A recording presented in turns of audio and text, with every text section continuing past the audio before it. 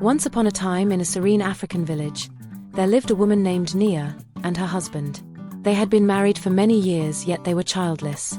Nia had conceived several times, but each pregnancy ended in miscarriage.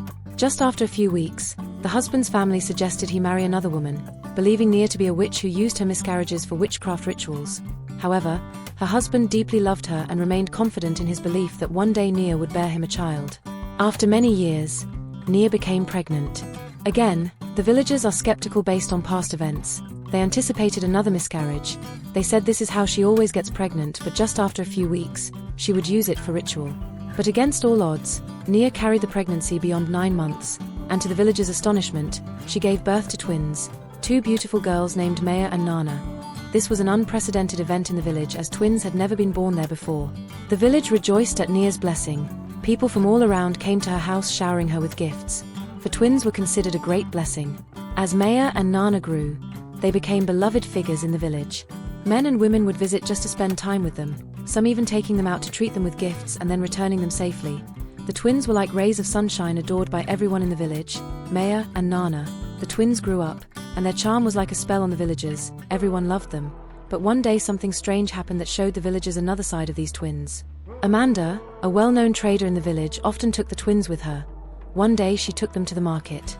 Unaware of Amanda, Maya and Nana started eating her food.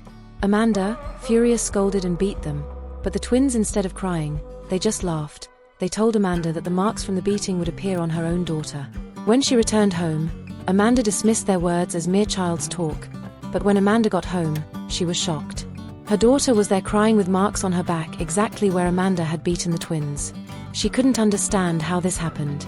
Amanda told the villagers about it, but nobody believed her.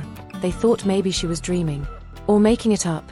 But this incident changed how the village saw the twins. The more Mera and Nana grew, the more mysterious they became. Their ability to transfer pain to others sold a mix of fear and awe in the hearts of the villagers. The twins, once seen as blessings, were now also viewed with caution. Their powers a source of wonder and concern. As Mera and Nana, the twins, grew, their mysterious powers became more noticeable. One day, they accidentally crossed paths with a feared old woman in the village known for her harshness and quick temper. This encounter revealed yet another astonishing aspect of the twins' abilities. While playing, the twins accidentally knocked over the old woman's cooking pot, spilling the porridge she was cooking. Knowing how wicked and dangerous the old woman was, they immediately apologized. They tried to explain it was a mistake, but the old woman, enraged, started to curse them and even made them kneel down holding heavy stones as punishment for the twins.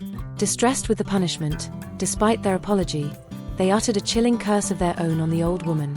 They declared that whenever the old woman tried to enter her hut, it would keep moving further away, always out of reach. The old woman, dismissing the words as mere childish threats, just like Amanda did, soon discovered the terrifying truth. As she attempted to enter her hut, it seemed to move further away no matter how much she walked towards it.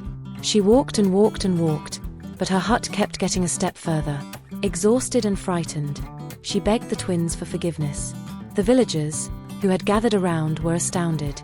The same woman who had instilled fear in them for years was now pleading with the young twins. This event significantly altered the villagers' perception of Myra and Nana. The twins, once adored for their charm, were now both revered and feared. For their powers, they had made the fearsome old woman begs for mercy, something no one in the village had ever imagined possible. The twins had become powerful figures, respected and somewhat feared in the hearts of the villagers. As Mera and Nana, the twins, got older, things in the village started to change for them. The special powers that once made everyone loves them and pays attention to them, now made people scared. The villagers who used to be charmed by the twins, now kept away from them because they were afraid of what the twins could do. This fear changed how people acted around Mera and Nana. Even the young men in the village who might have liked to be their friends or more, didn't want to get close to being near the twins, and their strange powers were too scary for them, and Nana started to feel alone. Their powers, which were amazing, made it hard for them to make friends or be close to anyone. Feeling lonely and wanting to be just like other young people in the village, Mera and Nana wished they could play, laugh and make friends without making others scared. They wanted a normal life just like everyone else.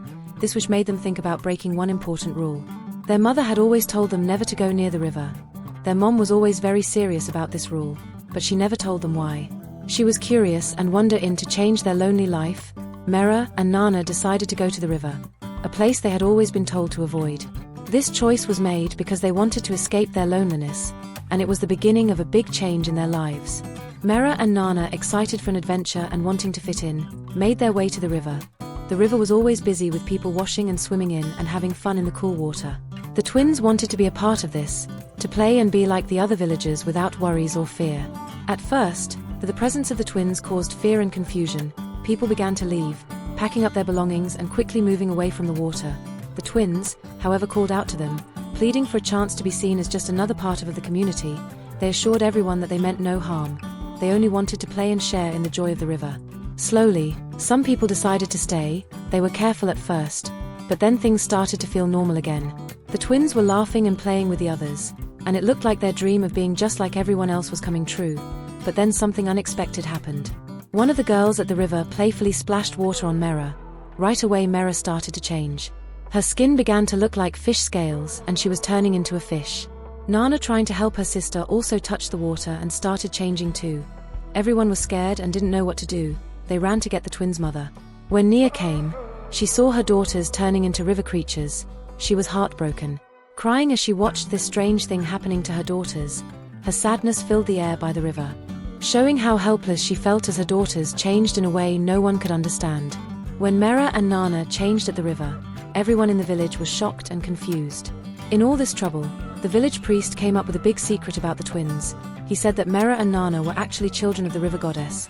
This was a secret Nia, their mother, had kept to herself, because she was so scared. Nia then told everyone the truth. She was so afraid of losing her husband and her place in the village that she had gone to see an herbalist a long time ago. The herbalist asked the river goddess to give Nia children, but there was one big rule. The children must never touch the river or they would go back to the river goddess. There was no way to change the twins back, and now everyone knew they belonged to the river goddess. But there's more to the story. Nia, desperate to help her daughters, went to find the herbalist who had helped her before. But when she got to the herbalist's place, she found out he had died a few years ago. There was no other way to help the twins. With no other way, the village had to make a very sad choice. With lots of crying and praying, took Mera and Nana back to the river, giving them back to the goddess. But then something amazing happened. The river took Mera and made her one of its own, but it sent Nana back to land as a human. Again, everyone was amazed to see the power and kindness of the river goddess. Nia and Nana hugged each other on the riverbank, both happy and sad. They had gone through so much. They had to learn how to live with a missing person who was now part of the river, and remember everything that had happened. Nia learned a big lesson to always wait for God's time, because it is always the best. You see the story of Maya and Nana, the twins. People once called evil turned into a story about love, trust, and accepting things in the village. It showed that sometimes the best things happen in ways you don't expect, and that life's mysteries can teach important lessons. Nia and Nana, their lives changed by what they went through. They found peace and learned to be thankful every day. They always felt a special connection to the river, which had given them so much and also taken away. I hope you enjoyed the story. If so, please like the video, subscribe to the channel and turn on the notification bell so that you won't miss out on the next one. Goodbye.